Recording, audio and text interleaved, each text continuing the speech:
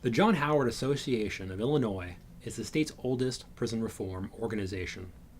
In a new report funded by United Way of Metropolitan Chicago, John Howard has found a disturbing trend. The state's budget crisis is jeopardizing the future of our prison education programming. This is critical. More than 30,000 people every year are released from prison.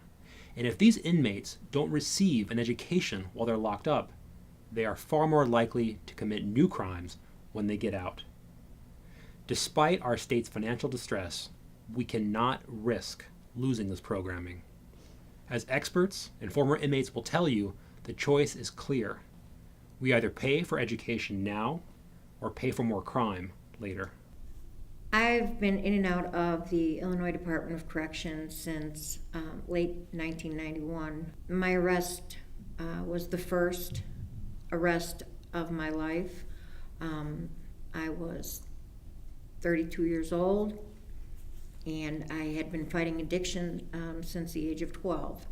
By this time, I had graduated to a heroin addiction, which cost $500 a day to support, and in trying to support that, I turned to crime. The last time I went was in 2002, and I actually went to school. By the time I left Dwight in 2003, June of 2003, I had earned a certificate in small business management. It was the greatest thing that had happened to me.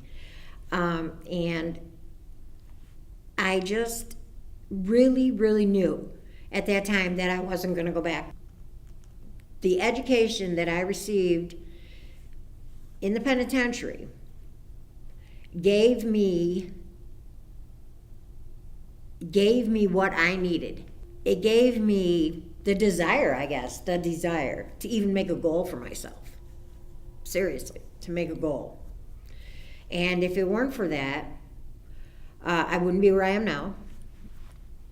I wouldn't be a mother to my children, who are adults now, and I missed most of their lives. I would have missed all of my grandchildren's lives, all of them. And this might sound silly to you, but being called grandma is the greatest thing in the whole world. It really is. And I owe pretty much everything to the education programs that are in our prisons. I can't really speak for all of them, but I know that the ones that twice saved my life. It might be a surprise to some in the public that corrections professionals really do believe in offering educational opportunities for the populations. In my over 30 years of correctional experience, it's my belief that there are some people who can't change, and there are some people who won't change, and there are some people who are violent, and they need to stay locked up, and they will stay locked up. However, that is a very, very small minority of inmates who don't wish to change. Most of our inmates in our system, if given the opportunity, would try to change.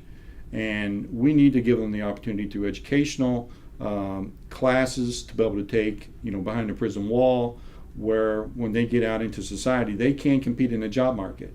And if you spend money for educators in the prison system, in a safe and secure prison system, and a person is released from that system and they pursue in the job market and get a job and they change, that saves the taxpayers of this state untold amounts of money. Not only the money that you could trace right back to if he was locked up again or she was locked up again, what that would cost, but the amount of money and pain and suffering that it costs the public if they recommit crimes again against the public.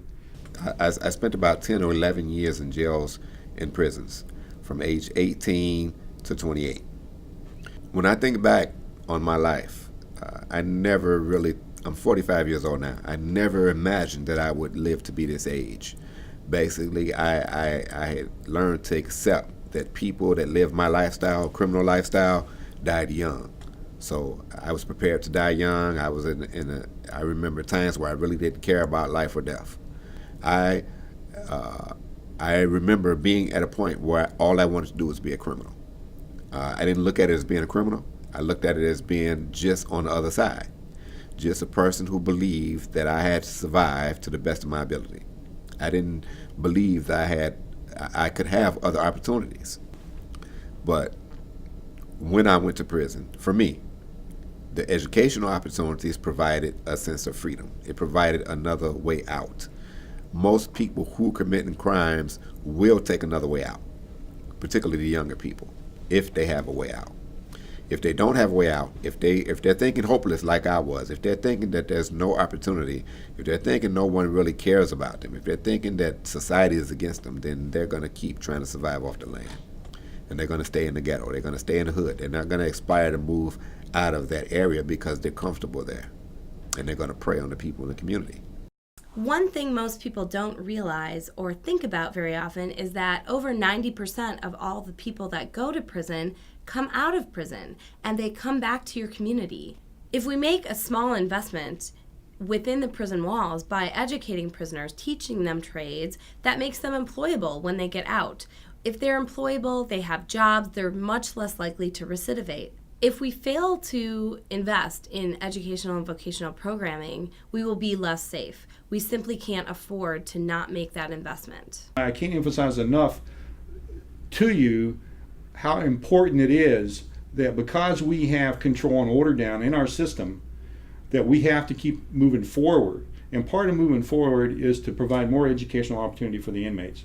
So when they do get out and you run into them at a ball game, or you run into them on the street, or you sit next to them on the bus or the train, that's a person with hope, and that's a person with enthusiasm for changing their life, and not a person who's given up on their self, the system, and are on their way back to prison.